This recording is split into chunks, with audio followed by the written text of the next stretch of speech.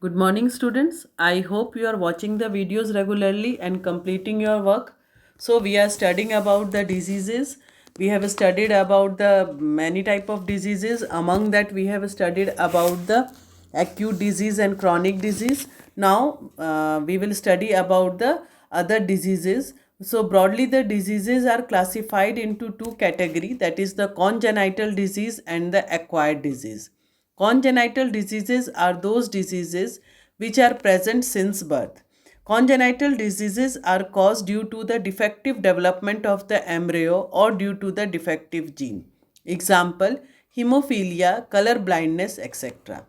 Next is acquired disease. Acquired diseases are those diseases which are picked up after birth, depending upon their ability or inability to spread from one individual to another. Acquired diseases are of two kinds. Number one is infectious disease and another is non-infectious disease. The way of spreading treatment and prevention at the individual or community level depend largely on whether the immediate cause are infectious or non-infectious. So now we will study about the infectious and non-infectious disease. Infectious diseases are also known as the communicable diseases. These diseases are caused by microbe and other pathogens such as bacteria, viruses, fungi, protozoa, worm, etc.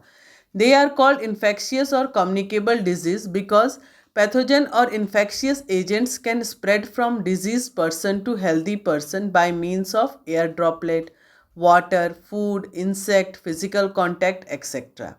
An example is tuberculosis, malaria, diarrhea, etc.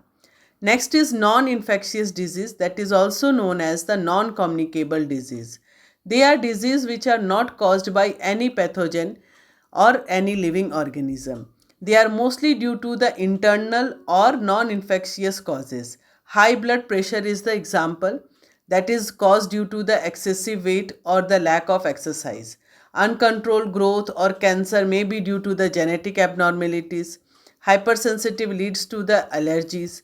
Hormonal imbalance may result in such disorder like diabetes, dwarfism, etc.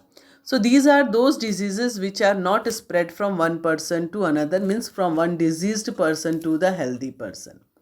Now, difference between the infectious and non-infectious disease. Infectious disease are caused by attack of pathogen, whereas the non-infectious disease are caused by factor other than the living pathogen.